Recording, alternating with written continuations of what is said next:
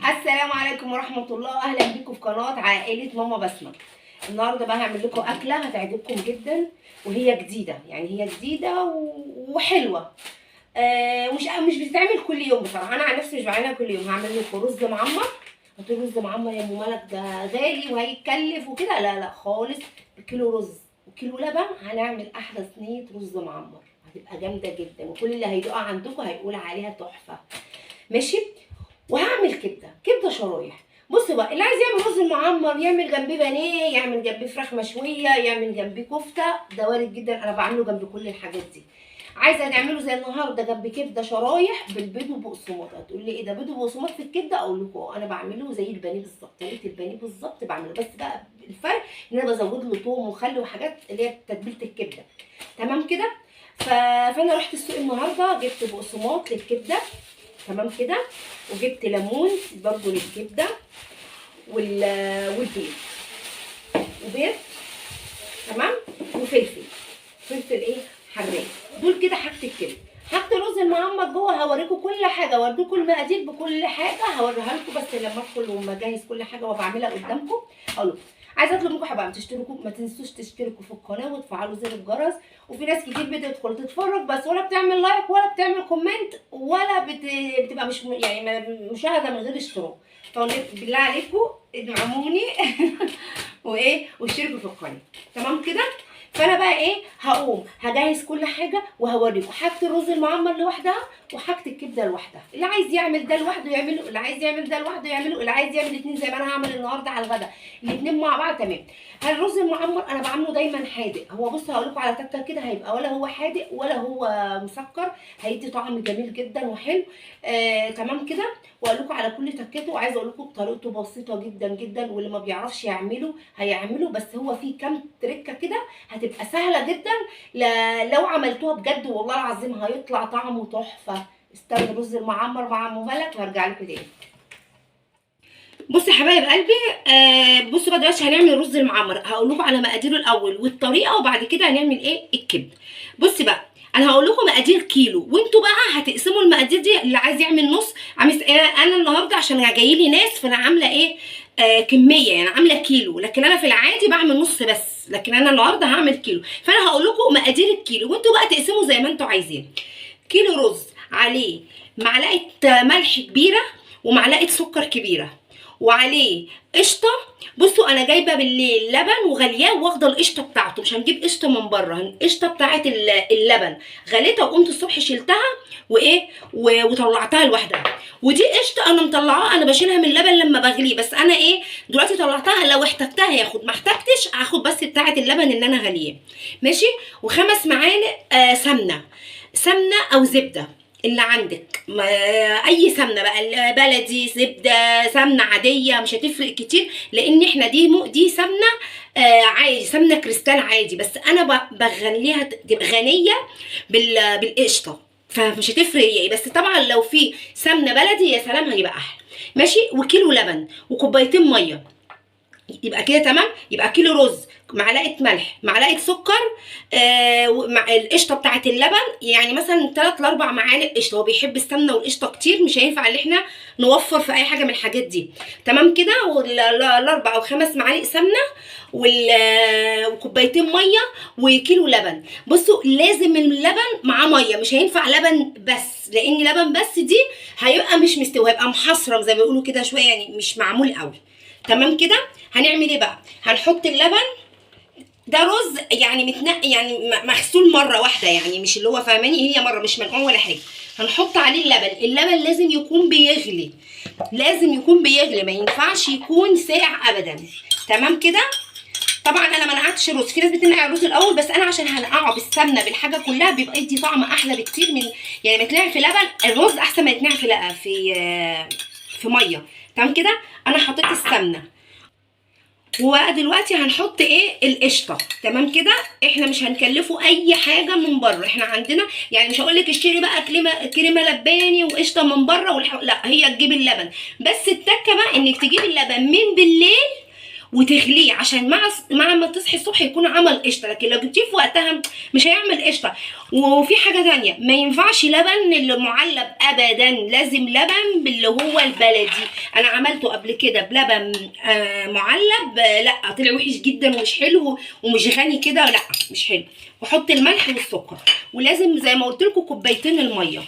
طبعا الميه دي انت برضو ليكي نظره يعني حسب الصينيه. انا عامله صينيه كبيره وعامله كيلو رز، تمام. انا في العادي بعمل نص بس انا النهارده عشان عندي ناس فانا حاطه عامله كيلو. وغير كده كمان ايه، اقصد ان الكميه ديت كتيره يعني هتكفي كتير جدا، تكفي 10 افراد يعني او 9 8، اقصد ان هي كبيره يعني.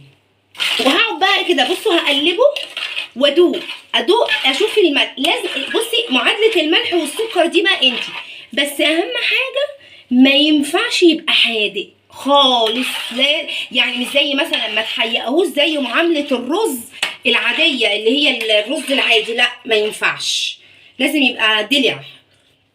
عايزه اقول لكم لو احدى هيبقى وحش جدا، بس انا حاسه ان هو محتاج سنه سكر. طبعا انا بص بقى بفضل ايه، بحط شويه وشويه يعني اللي انا ايه، بصوا انا هجيبه كده بس عشان اعرف اقلبه لغايه ما اشوف. وانا برضو حاسه ان هو عايز يعني لازم يبقى اللبن والميه في الاخر اللبن يبقى مغطيه. فانا بصوا احط ليه شويه لبن تاني، ثواني احط شويه لبن يعني احط يعني حوالي كوبايه ميه يعني نص كوبايه لبن كده، وعليها شويه ميه عشان لازم اللبن يبقى اعلى، يعني لازم يبقى اللبن اعلى من الرز بس. وهقلبه كده واسيبه في الخليط دوت ساعه، يستحسن ساعه، ممكن اقل من ساعه بس هو ساعه احسن عشان خاطر يطلع طعمه حلو وطعمه جميل. عايزه اقول لكم هيطلع احلى رز معاه، ولا كلفناه حاجه ولا كريم لباني ولا قشطه من بره ولا اي حاجه. هو اللبن جبناه غليناه، خدنا القشطه حطيناها مع السمنه عادي، سمنه عاديه تماما، مش لازم سمنه بلدي ولا كلام. طبعا لو عندك يبقى احسن، بس هي لازم تبقى كتيره. بصي هي تحسوا انها كتيره جدا بس عشان هيعلوش على فكره، مش كتيره للدرجه، ماشي. وهسيبه كده ساعه وهرجع لكم تاني بعد الساعه وانا بحطه ايه في الفرن. بصوا بقى يا حبايبي انا رجعت لكم. انا طبعا كده خلاص عملت الرز وحطيته كله، لازم يبقى كل حاجه فيه بتغلي. بصوا انا زودته حبه قشطه، معلقه قشطه كده ونص معلقه ملح ونص معلقه سكر. الملح قد السكر عشان يدي الطعم الحلو اللي انا قلت لكم عليه، اللي هو لا حادق ولا مسكر، تمام كده. دلوقتي بقى هعمل معاكم الكبده. بصوا بقى دي نص كيلو كبده، عليه 5 6 فصوص توم كبار، لا اما 10 يعني من الصغيرين، تمام. وقرنين فلفل حراقين احمر، تمام. وملح وفلفل اسود وكمون، اهم حاجه الكمون فيها كتير، والليمون ومعلقتين خل، ما تخافوش مش هتتهري ولا حاجه، تمام كده. يبقى ليمون وخل وتوم وفلفل وملح وفلفل اسود، ماشي. الخلطه دي كلها بقى هخلطها كده مع بعض. ويستحسن بقى انا اسيبها شويه يعني، بس بقى يجي ساعه كده يعني. انا هسيبها يعني، انا عملت رز وسايباه ايه شويه، وهعمل دي برده واسيبها ايه مع ما الرز يتعمل تكون هي دي ايه اتبلت، تمام كده. عايزه اقول لكم ريحتها جميله، التتبيله دي جامده جدا حلوه قوي، تمام. وادي البيض ادي البقسماط وادي البيض، ربع يعني نص الربع بقسماط يعني كوبايه بقسماط وعليها وبيضتين، واعملها نفس البانيه بالظبط يعني الكبده هعملها نفس البانيه بالظبط، تمام كده. فهروح بقى هسيبها شويه تتبل وهعملها بالبيض والبقسماط وارجع لكم واوريكم انا عملت ايه. الله على الريحه يا ماما. استني اسلم على الناس الاول، ازيكم عاملين ايه؟ الريحه تحفه. ملوكه حبيبتي هي اللي بتصورني كل مره. قولوا لي بقى تصويري عجبكم كده وحلو ولا لا؟ عاجبهم يا ملوكه. ماشي هروح بقى وارجع لكم تاني. بصوا بقى دلوقتي الرز بعد ما عدى عليه وقت، تمام كده. لازم يتساب شويه يبقى هو بس كل حاجه تبقى بتغلي زي ما انا اكدت عليكم.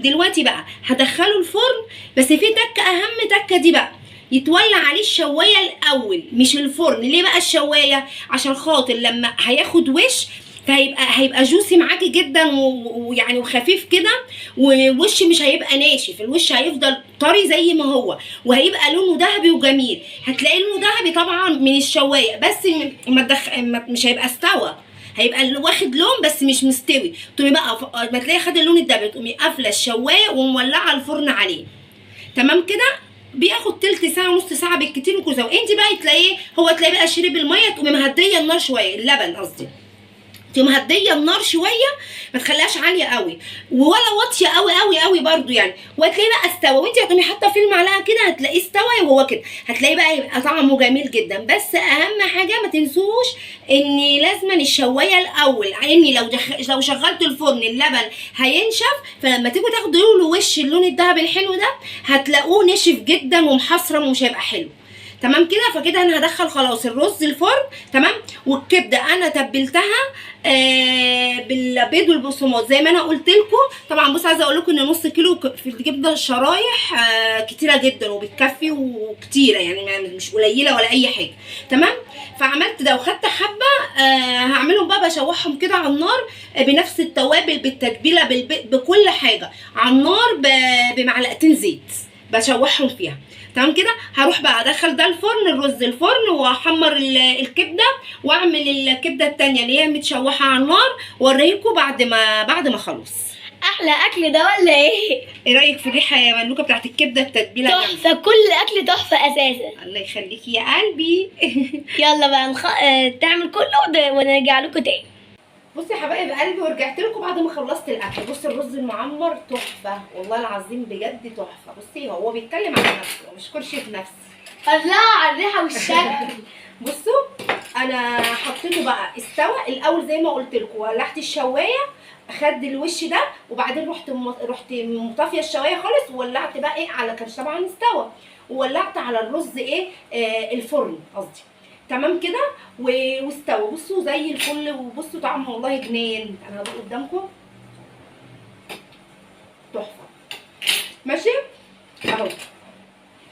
بكيلو لبن وكيلو رز عملنا احلى صينيه رز معمر. والقشطه عندنا من البيت والسمنه عندنا في البيت، يعني احنا ما كلفناهوش حاجه يعتبر الا كيلو اللبن وكيلو الرز وعملنا احلى رز معمر. وعايزه اقول لكم الكميه دي كبيره جدا، يعني احنا هناخد مثلا نصها فاهميني، يعني اصلا كبيره يعني تكفي افراد كذا فرد، يعني 7 8. لو حد هيكون صغننه شويه ممكن 10، بس طبعا جنب اكل تاني. عامه هو بيليق جنبه بيليق جنب الرز المعمر كفته مشويه تحفه انا بعمله، فراخ مشويه تحفه برضو، بتاع دوت الكبده ساعات بعملها بانيه. اللي عندك اعمليه، ساعات ممكن تعمليه لوحده جنب بطاطس بالبيض والبقسماط تحفه برضو. انت وامكانياتك، انا بحاول بس ابسط الامور وكل واحد ليه حريه ان هو يعمل ايه. انا بس بقول معلومه، بقول ايه اللي ينفع جنبيه كمان يعني فاهميني. ودي بقى الكبده عاملاها بالبيض والبقسماط، ما عملتهاش بالرده النهارده، انا ساعات بعملها بالرده. عايزه اقول لكم بقى الكبده احلى. ايه دودو ثواني معلش دودو تعبانه قوي. الكبده بقى احلى حاجه فيها عصه الليمون ديت ورشه كمون وفلفل اسود. عايزه اقول لكم بتدي طعم جميل، وجربوها وعلى ضمانتي وما تقولوش دي هتبقى زفره ولا اي حاجه. لا والله جميله جدا وطعمها تحفه وشكلها بيبين على فكره طبخ ماما على فكره ثواني جدا. دي بصوا بقى ديت كبده مشويه انا بعملها بنفس التتبيله بنفس كل حاجه، بس البيض لا يعني ما بحطش عليها قبل ما احط البيض، واقوم بقى في طاسه معلقتين زيت واشوح بس كده ديت. وادي الكبده وادي الرز المعمر.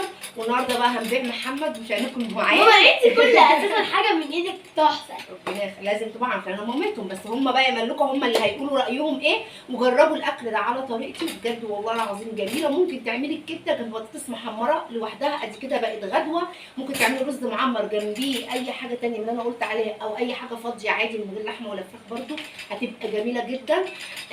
انا بس بحاول ابسط الدنيا واقول الحاجه اللي تنفع البسيطه في عز الغلاء اللي احنا فيه دوت. انا بس جايه في القناه بتاعتي ان انا اقدم لكم الحاجه السهله البسيطه اللي توفر علينا كلنا. عايزين زي النهارده تعملوا الحاجتين جنب بعض برده مفيش اي ماما مشكله. ست بنت شاطره. ماما قصدها على فكره ان كل واحد ليه طريقه، وقولوا لنا برده في الكومنتات ايه الطريقه بتاعتكم اللي انتوا بتعملوا طريقه ماما عجبكم؟